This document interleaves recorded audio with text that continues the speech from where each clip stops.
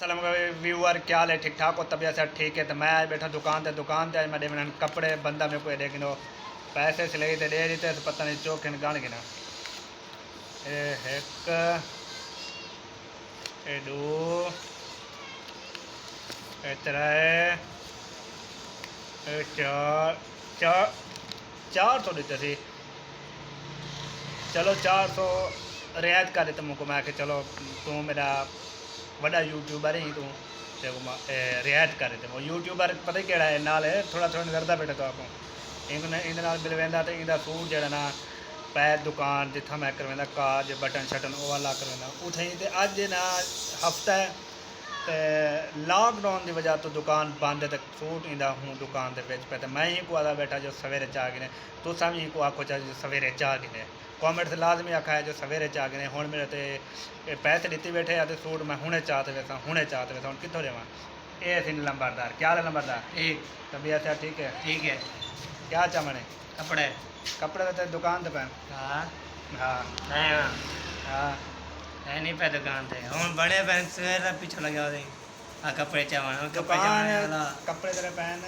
और काज जो बटन गिन काज कर हूँ दुकान पे पहन वो दुकान बंद है तो कहा तो सवेरे कपड़े चाह भी सवेरे कहना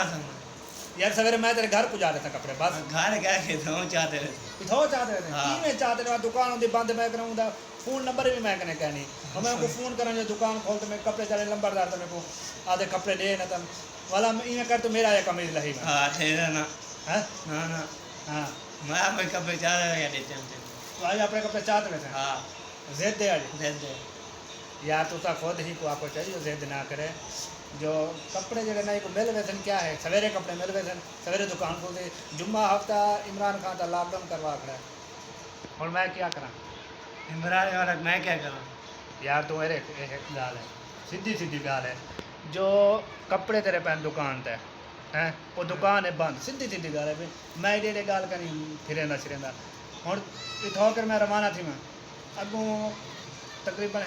2 किलोमीटर का सफ़र है मैं अगर मोटरसाइकिल का नहीं मैं टुरदा वैसा ठीक है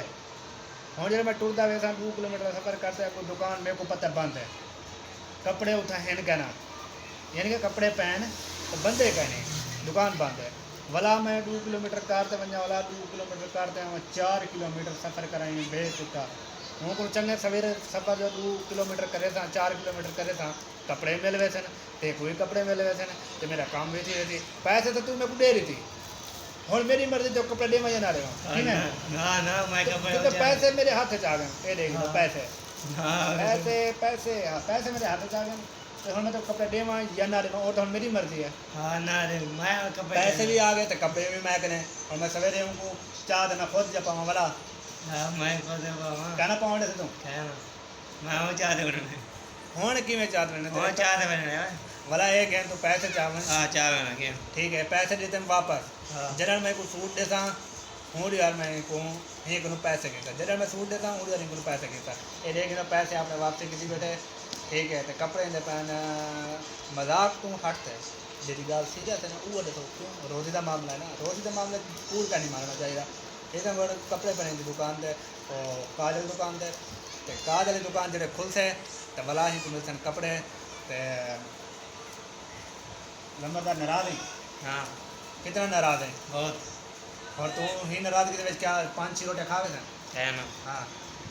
वो एक कुंभा से करी थी एक कुआ मत कभी थी हाँ अच्छा तो पैसे जेब जा पाते हाँ थे देंदा कहने मेरे को है ना यार पैसे दे बाद पैसे देती वंजे यार कपड़े तो सवेरे मिल वंजे अगर तू ना मैं तेरे घर पुजा रहा सवेरे सवेरे वहाँ कपड़े दे गेट दे ना कहना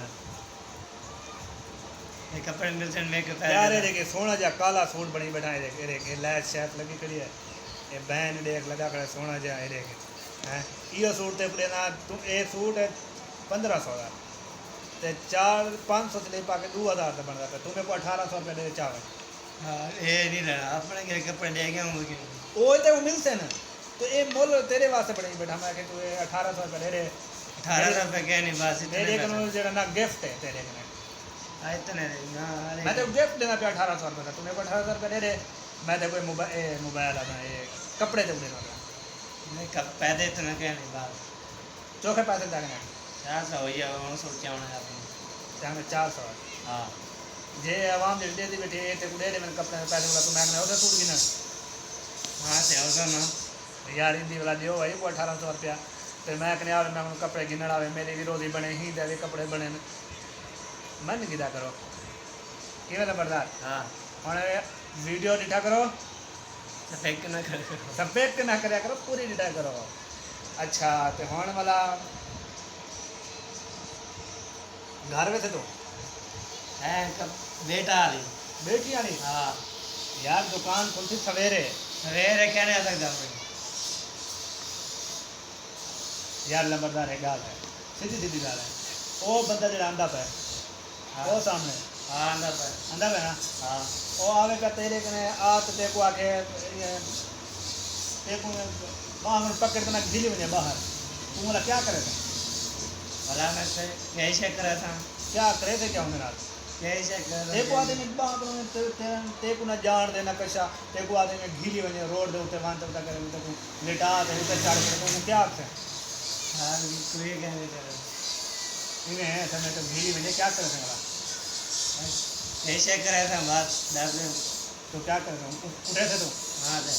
वो कुछ उठे थे हाँ गिरे में थे बात गिले में थे तो बाद में मोटी